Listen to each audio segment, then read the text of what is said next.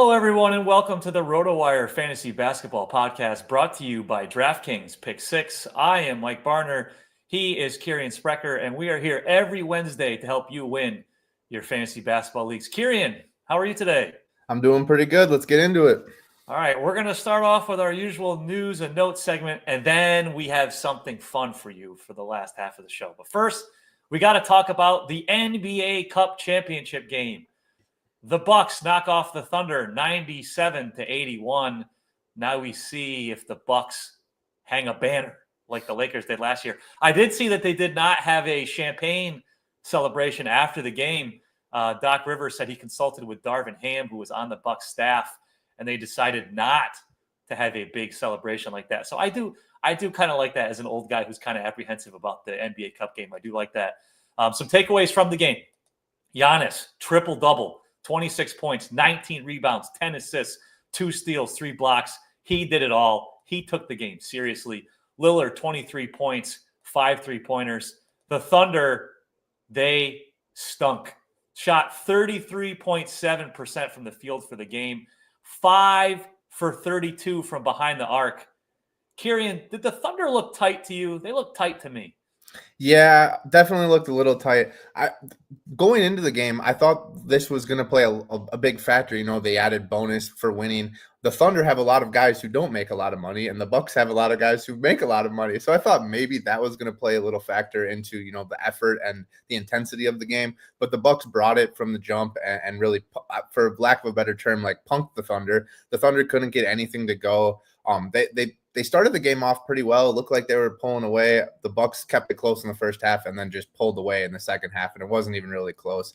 I get you don't want them to hang a banner, but with the way this season started for the Bucks, like, this was a huge win in my opinion. Like, I know it's still just another December win, but beating a good team, a great team, one of the best teams in the league like the Thunder, in a setting like that, in that type of fashion, I think this is a huge, like, stepping stone for the Bucks going forward. Definitely a huge win for the Bucks. It shows that they can step up in meaningful games. We're not going to see the Thunder shoot 5 for 32 from the arc very often.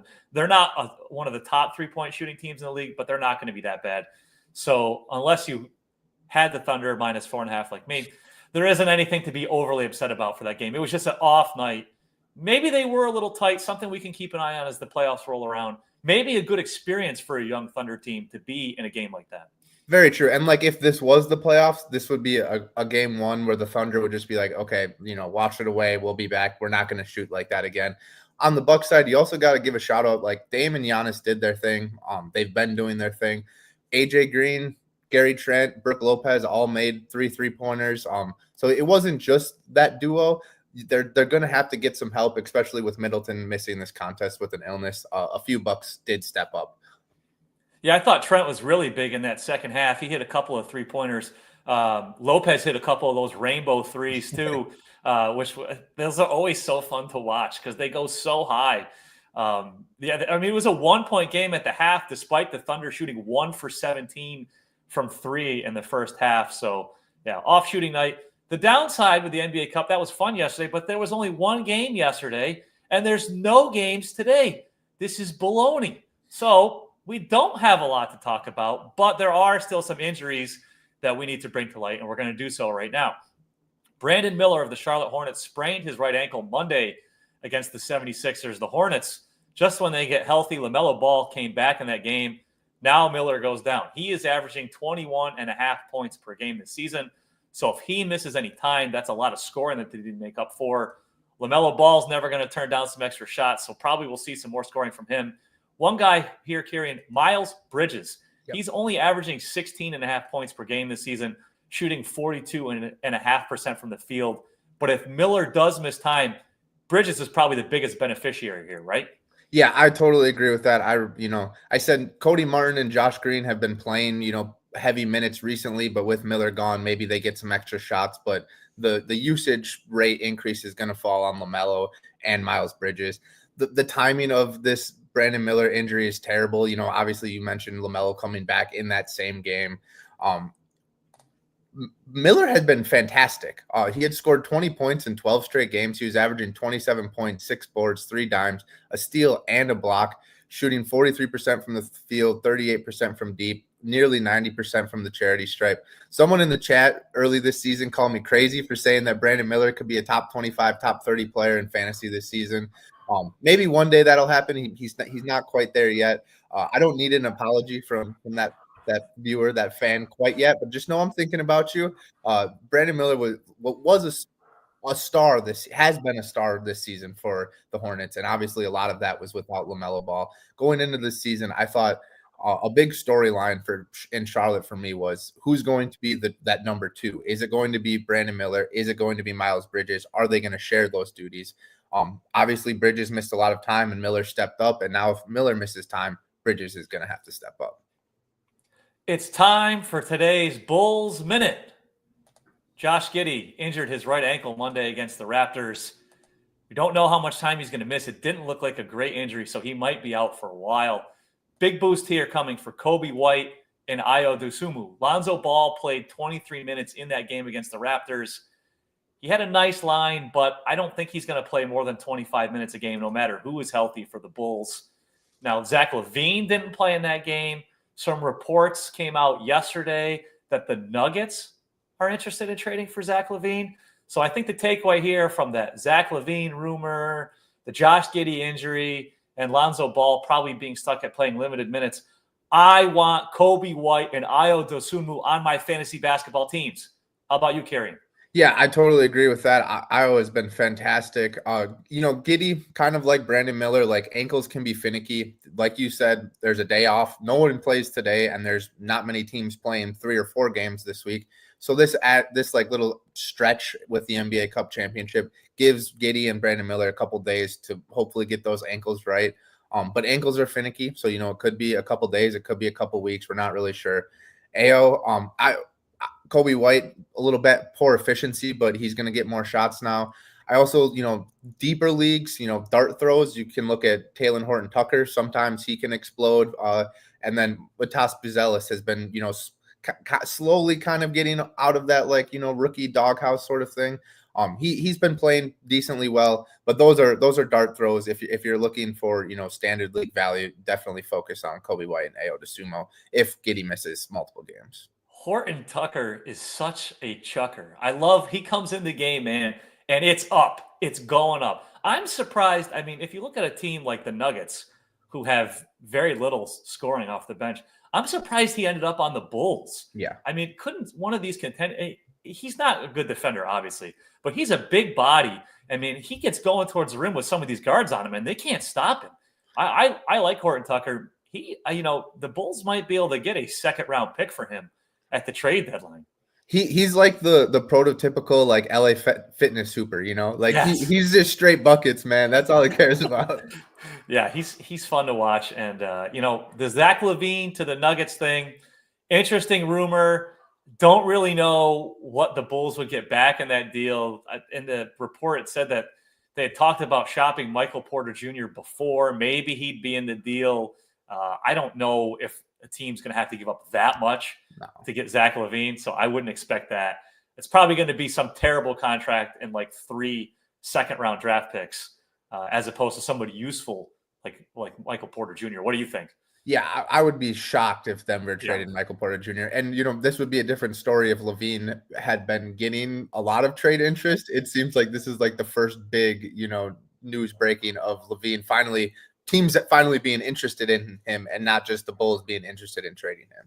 Yeah, it was nice to see. And he's hurt, of course, right now. So thanks a lot, Zach. Get healthy so we can trade you. All right. In that same game, that Raptors-Bulls game, Jakob Poeltl suffered a left groin injury. Now, he was scheduled to undergo an MRI. The results of that MRI have not been announced yet.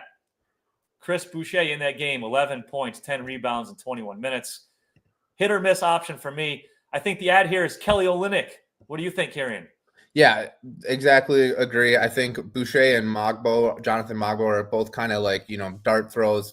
They could get a double-double one day. They could play 15 minutes the next day. Kelly Olynyk, still he hasn't played more than 15 minutes in his 4 appearances this season, so we'll see where that goes.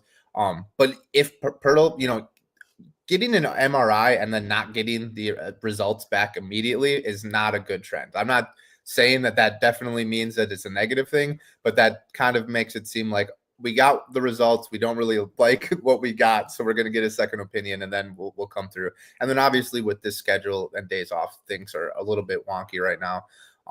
If Poeltl misses time, I don't think the Raptors have many better options than to give Kelly Olynyk 30 minutes. I just don't know how many games he'll be able to withstand playing that type of workload, if that makes sense.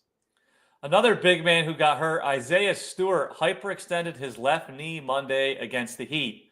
With him going down early, Jalen Duren logged 32 minutes, 9 points, 16 rebounds, 1 steal, and 1 block.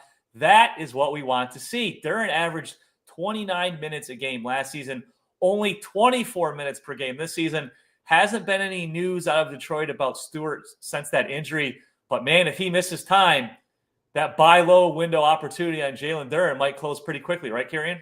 Yeah, I would have to agree. Duren was, a huge, breakout candidate coming into the season. I know a lot of experts thought that this was going to be the season where he established himself as a top tier center. Hasn't really come to fruition yet.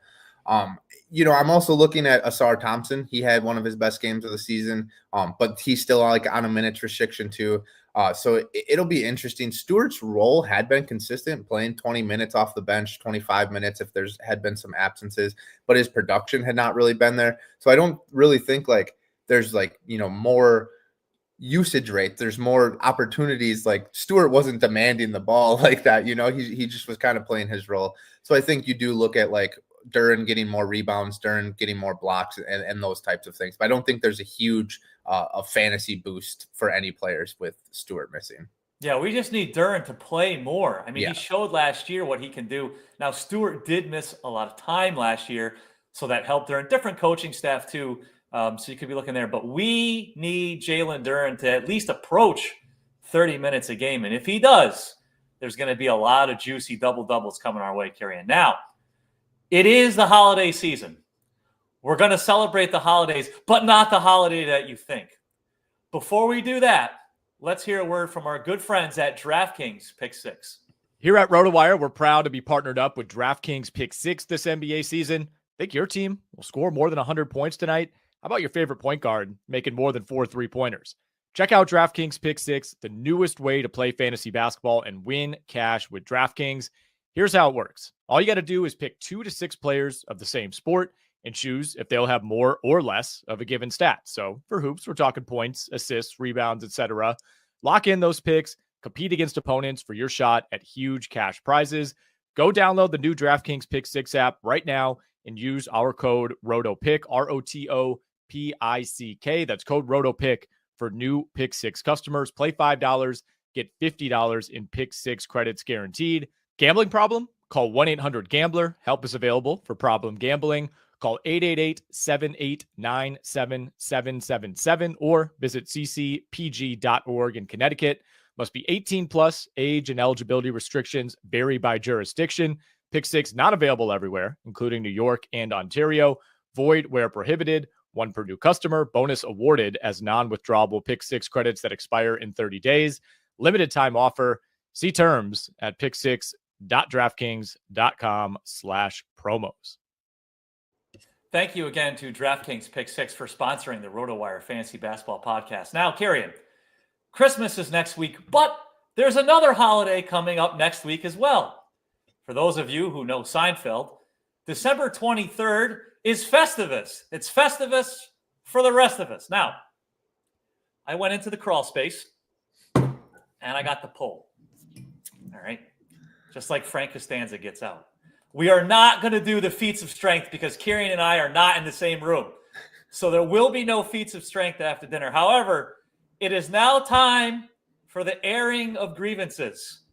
We had a lot of problem with you people, and now you're going to hear about it.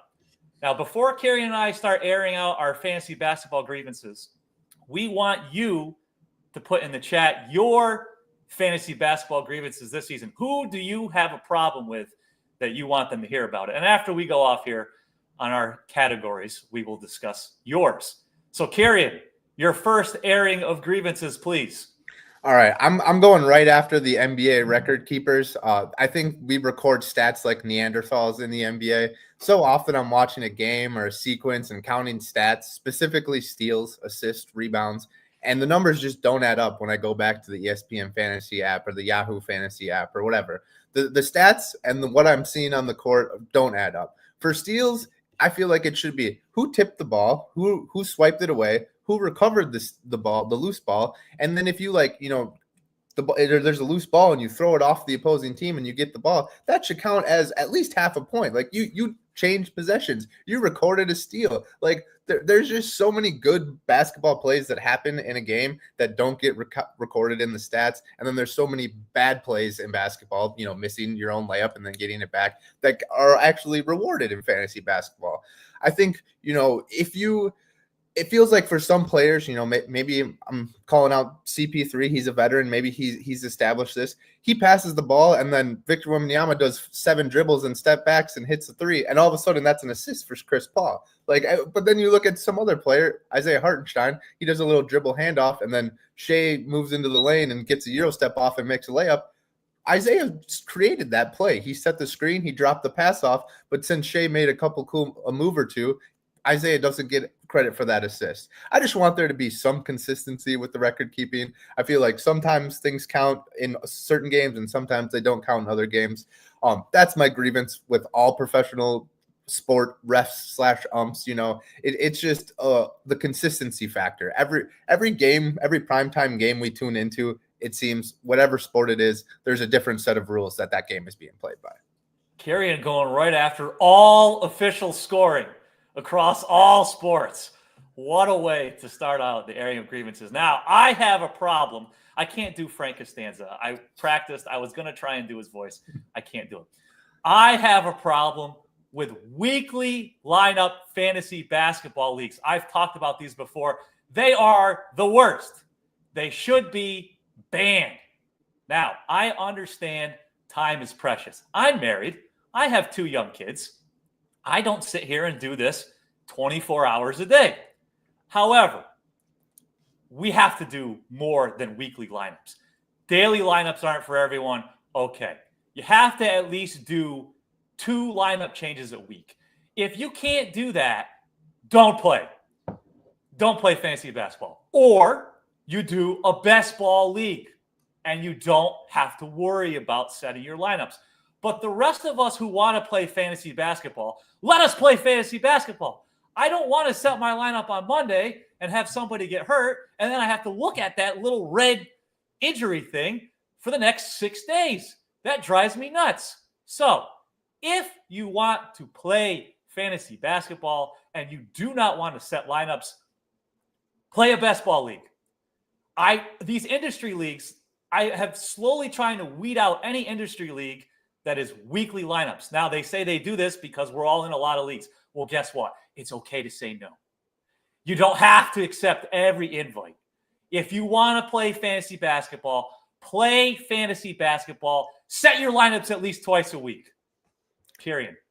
I just want to stamp my, have my stamp of approval on that because so often you get that red question mark in the middle of the week and you're just like, well, now I just lost 2 games. And, maybe someone on my bench has a good game. All those stats count at the end of the season. It's very frustrating. I'm going, I took my shot at the NBA. I took my shot at the record keepers. Now I'm going to keep it strictly to players and fantasy players that have just not lived up to expectations this year. Where in the world is Jaime Jaquez, man? The kid averaged 28 minutes per game as a rookie last year. He had 20 starts and 75 regular season appearances. He was talking about being the next big thing in Miami, right? He was like, Jimmy Butler is molding me to be the guy that's going to step up and be the future of this franchise. Flash forward to season 2, he's averaging 21 minutes per game. Haywood Highsmith is the starting power forward now. Nikola Jovic was the starting power forward to begin the season. You also got guys like Duncan Robinson, Terry Rozier, Drew Smith, all playing way more minutes than Jaquez on a nightly basis. I get Jaquez hasn't really been playing well enough to like steal those minutes back, right? But you can also make an argument that he's never going to find his consistency, find his rhythm if he's being limited, or he's being limited in his playing time. It's hard to become effective and find that efficiency when you just aren't getting those opportunities. We've talked already about Jimmy Butler being in trade rumors recently. Shams says that it's his most vetted story that he's ever done in his life. I don't know if you saw that, but that just makes me seem like all of his other stories weren't really vetted very well. This was his most vetted, and he didn't even talk to the Miami agent. My Shams grievances behind us. I think maybe Jimmy getting traded could elevate Jaime into an elevated role, but so far this has just been an absolute terrible second season after what was a really promising rookie season for Jaquez. Yeah, it really is surprising. I mean, you never want to critique Eric Spoelstra because, in my opinion, he's the best coach in the NBA. But it is kind of weird that Jaquez isn't playing more. Did he see something in him that made him want to play him less? I don't know. I do think, like you said, it's probably going to take a Butler trade for him to get back into fantasy relevancy, right? Yeah, and I think he did play a lot of minutes. One Butler was like sidelined last year, so that probably adds into the equation too. But I thought Jaime was really solid last year. I thought he would be a guy that you just try to find minutes for because he has that type of potential, but I guess not. All right. As we continue with the airing of grievances, I have a problem with Lauri Markkanen. Wake up, Lauri. Shoot the ball. Last season, Lauri averaged 23.2 points per game and had a 25% usage rate. This season, 18.6 points per game. His usage rate is down to 22.1%. Here are the current players on the Jazz who have a higher usage rate than Lauri Markkanen. Jordan Clarkson, 27.9%. Keontae George, 24.3%. Colin Sexton, 24.1%. And John Collins, 23.4%. Lauri Markkanen just signed a nearly $200 million contract. You are the man. You are the centerpiece of these franchise. You tell Keontae George to pass you the ball, okay? What is this, 22% usage rate? This is garbage. Lauri Markkanen, be aggressive. Shoot the ball. We need you in fantasy basketball, Lauri. Wake up. I got nothing, no qualms with that one. I'm sticking with the sharpshooter narrative. It's funny timing to bring this up because Klay Thompson is coming off his season high 29 points against his former team, the Warriors, in case anyone didn't know that. And he scored at least 19 points in 3 straight games, right? For the first time this season, he scored at least 19 points in 3 straight games. But nobody can convince me that this was the right move for Dallas coming off of their run to the NBA Finals last year. Derrick Jones Jr. was an elite defender for them and elevated the Dallas Mavericks to one of the best defensive teams in the league. Now they're in the middle of the pack, and obviously, there's moving parts all around that rotation, and PJ Washington has missed some time, and et cetera, et cetera. But the biggest move is replacing Derrick Jones, elite defender, with Klay Thompson, who's just not an elite defender anymore. Sure, the Mavs offense has been great, but I don't think that's all thanks to Klay. Klay's averaging his fewest points per game since his rookie season. He's shooting a career worst 41% from the field. Klay can explode like, he did against the Warriors the other night, but those outings are few and far between. He scored more than 20 points only 4 times this season, and 2 of those have come against the Warriors. He's not going to play the Warriors every game. So in those games, I felt like the Mavericks had a concerted effort to get Klay shots, as they should. I was skeptical about this trade move. It was a sign and trade sort of deal before it happened, and I'm still not sold. I don't think Dallas is sold on the move either, and they don't really like what they've seen, hence them being in the trade discussions for Jimmy Butler and and Kyle Kuzma. I love Klay Thompson as a player. I thoroughly enjoyed him in Golden State, balling out and winning all of those championships. He's just not that type of player anymore, and he still hasn't, whatever in his mindset hasn't switched to becoming that that Ray Allen type of player late in his career, where he was just a shooter. He knew his role. I feel like Klay deep down still thinks like, I'm the guy, and once maybe that'll happen. He's still got a couple years left, but with his current mindset and thinking that he's like this third star on this team, it's just not good for fantasy, and it's not good for the Dallas Mavericks. Yeah, it's tough to see a player at his level hitting this point of his career and doing it while changing teams. He's obviously not even close to what he was. But it's impressive that he's even lasted this long, though, when you consider the injuries that he had. I mean, this is not Ray Allen to the Heat. I think Allen was in better physical shape, I guess. All those injuries that Klay had have certainly taken a toll on him. It's a fun addition for if you're a Mavericks fan to say, oh, we've got Klay Thompson. But if you look at him as anything more than just a guy who can help you space the floor, I think you're expecting way too much from him. I think bringing up the injuries is a totally fair point, and not realizing that the injuries have taken a toll on him probably is affecting his mindset for sure. All right. Our final airing of the grievances for me, Tyrese Haliburton. Figure it out on the road. At home, he's averaging 21.4 points, shooting 47.3% from the field and 41.8% from three. That is great. On the road, he's averaging 15.5 points a game. He's shooting 38.5% from the field and 29% from three. What is this? This is a new problem for him. Last season, he actually had slightly better numbers on the road than he did at home. So the question is Tyrese Haliburton homesick this year? Well, I did some research. And according to WebMD, here are some ways that Tyrese Haliburton could combat any potential homesickness. Now, keep in touch with friends and loved ones while on the road. So, maybe reach out to his buddy that he plays Xbox with or something, and maybe they can get in a game while he's in the hotel room or something, or call his mom or his dad and see how things are going. So that's one thing he can do. Another option, be active. It specifically suggests taking part in sports and other physical activities. We've got that covered. He's playing sports, so this shouldn't be as big of an issue. And then the final thing, it says, keep a gratitude journal. Journaling can help your feelings of homesickness. Every night, he can write down some things that he's grateful for or that he might be looking forward to the next day. So if Tyrese Haliburton needs some help, I've got it for him. Go to webmd.com, search resolutions for homesickness, and maybe we can get Tyrese Haliburton to shoot the ball well on the road. He'd be doing great if he played all of his games at home, but he has been a disappointment in fantasy basketball this season because he is garbage on the road, Kirien. I will say he has been turning it around a little bit recently, but the road home splits are just still horrendous. 12-1 projects here is trying to save his boy Tyrese, and I think the biggest reason why he has been disappointing is because he was expected to be a top 10 guy, right? And now he's just not producing that way, and he's definitely not producing that way on the road. I think obviously he's still been a productive fantasy player, but where we drafted him, we've lost value for sure. Yeah, he was a first round in all leagues.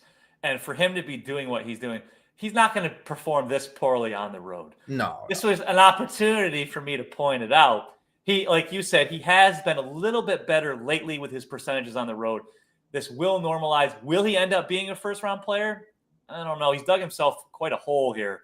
But I think worst-case scenario, he'd be a second-round talent with his assists and steals. And when he finally gets his – because that's another thing with Haliburton. One of the reasons why he's so valuable in 9-category leagues is because he shoots for a high percentage. Yeah. So for him to be struggling like this is out of the norm for him. Maybe he's getting better lately because he's working on that gratitude journal. He's connecting with his friends from home. Now, I did see a couple of grievances in the chat and maybe some questions too that we can get to, Kirien, before we get to everybody's favorite segment of the week. All right, so the Prince Fountain was in here earlier. He said, 12-team, 9-cat, do we move on from Sexton to add Obi Toppin? Obi Toppin, this stretch of ball has been really great. Double figures in 7 straight, He's averaging 15 points, 6 rebounds, 2 assists, and 1.5 steals per game, shooting 60% from the field, 91% from the free throw line. I will say he's only averaging 22 minutes during that stretch. I get the backlash with Sexton. We just talked about him with talking about Lauri. He does take a lot of shots. That field goal percentage can dip sometimes. But I think I'm probably sticking with Sexton here just because he has a solidified role, and Toppin's kind of just in a hot stretch right now. What about you, Mike? I agree, and I think another thing to keep in mind here is I don't think Jordan Clarkson's going to be on the Jazz by the time the trade deadline passes. So you could be looking at Sexton and Keontae George handling a lot of minutes at the guard spot. Now, there's a chance that Sexton gets traded too, but I think if one of them gets traded, I would lean more towards Clarkson just because his scoring and veteran off the bench, he's going to be a valuable guy that contending teams are going to want. So if he gets traded and Sexton is still on the Jazz, he could be really good down the stretch. Totally agree. We got a couple of guys chiming in with your Lauri Markkanen grievances, agreeing with that. Let me get the poll back out. Lauri Markkanen, how is Keontae George have a higher usage rate than you? You're making $50 million a year. Tell him to give you the ball. That's because Keontae George heard me talking about him on this fantasy basketball podcast and said, I got to get my shots up. Yeah, I guess so. George S. said, a trade just happened in my league. Jalen Williams for Garland and Tobias Harris. Is this even somewhat fair? 12-team, 9-cat head-to-head. That's interesting. I feel like the guy trading away, or the gal, the person trading away Garland or Tobias Harris probably wasn't starting Tobias maybe, or maybe Tobias was a fringe guy. Look, I think there's a lot of value to be had in Garland and Tobias, but Jalen Williams is a top 10 player right now in 9-cat leagues. So I feel like this is a little fair, and you just have to judge the rest of their roster based off what works out there. What about you, Mike? Yeah, I mean, they might really need assists, and maybe that's why they traded for Garland. I don't think it's one of those where you're on the phone with the commissioner going, this is the worst trade I've ever seen. We have to veto this. But the Williams side is definitely the side I would want, but I don't think it's egregiously unfair. Yeah, I'm a big no veto or trade guy.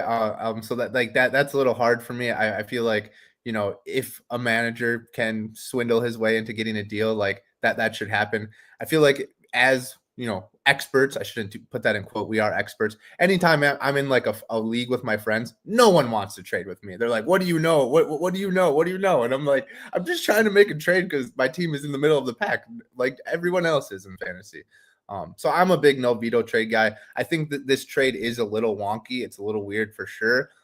But if both managers agree to it, you got to move on. And I don't think it's overwhelmingly in favor of one team where you think there's any collusion or anything like that. Paul chimes in. He says some tempting waiver wire or some tempting players on the wire: Ben Simmons, Lonzo, LeVert, Nick Richards, Keon Ellis, Colin Sexton, and Robert Williams.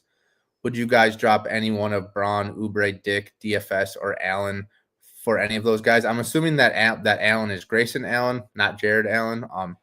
That's interesting. Ben Simmons with Dennis Schroeder gone, maybe he's going to play 30 minutes again. We'll see how long that lasts. I don't think, like you said earlier in the show, I don't think Lonzo's ever going to be playing more than 25 minutes.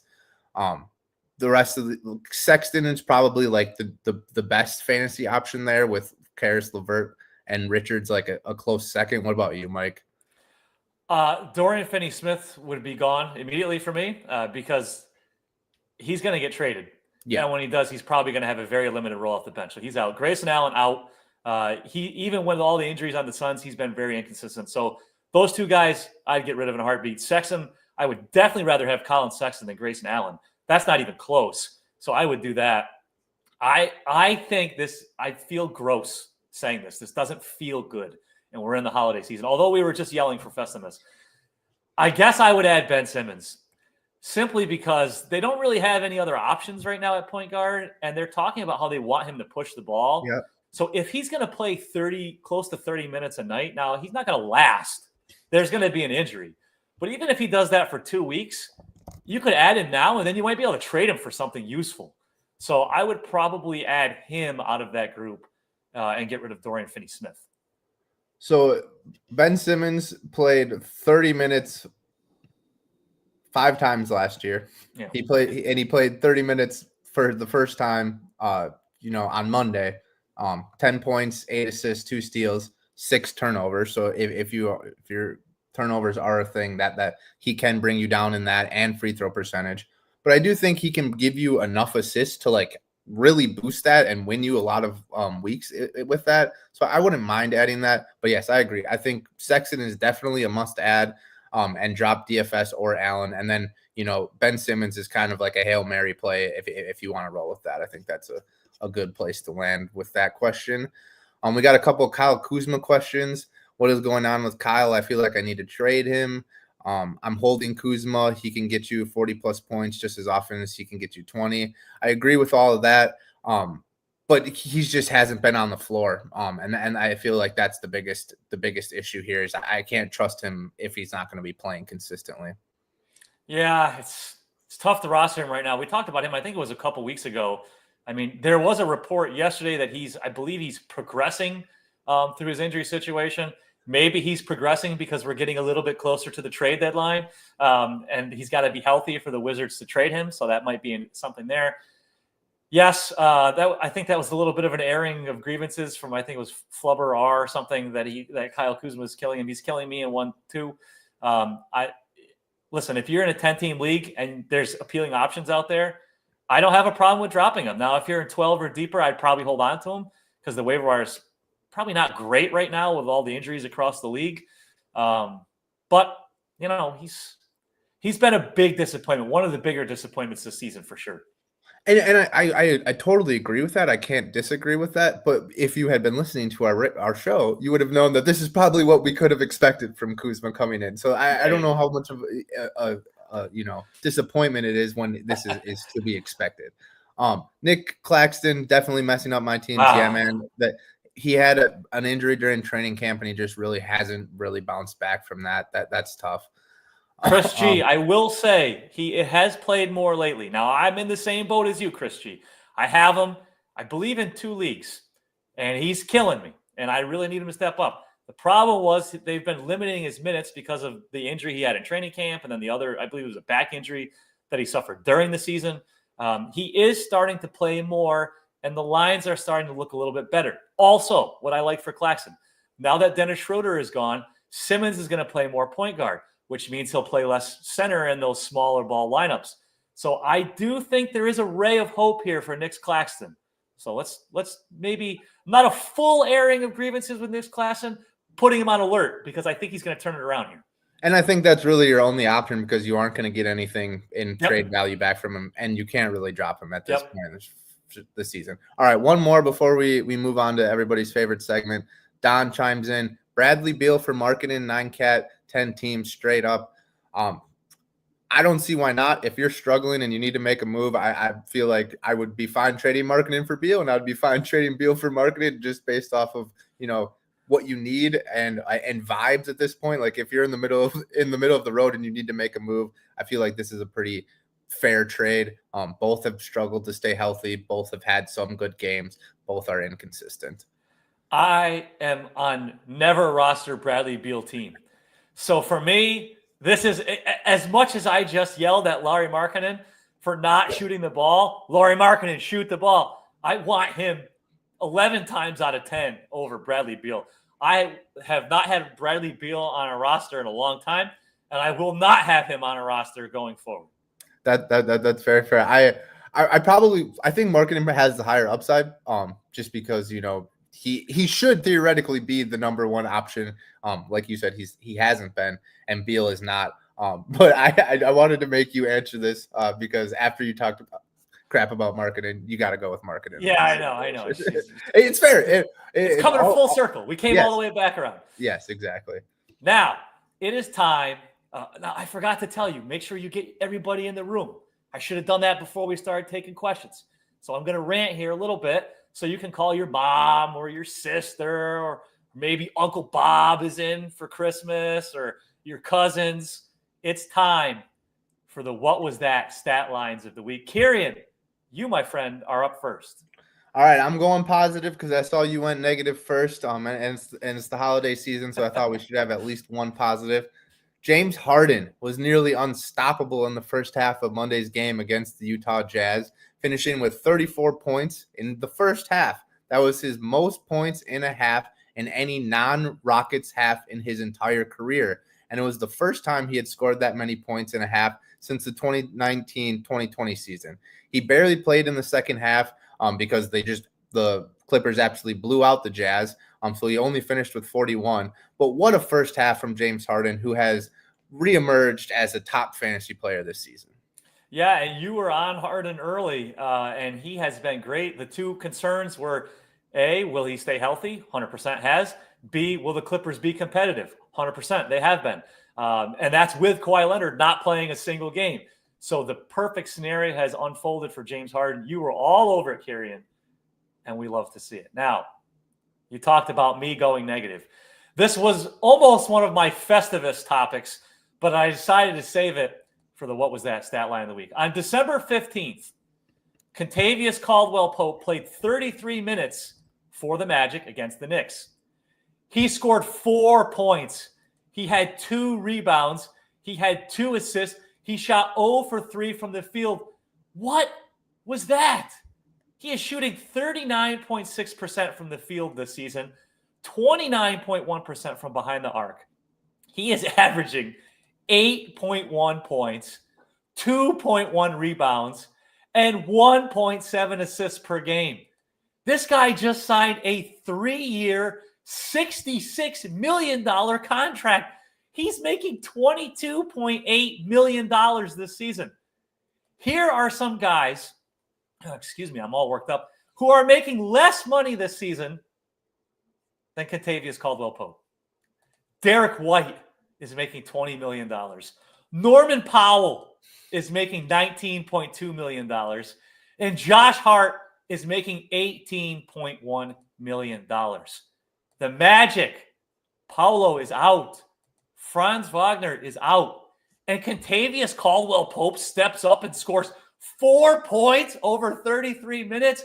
What was that? Kentavious Caldwell-Pope, wake up! Shoot the ball!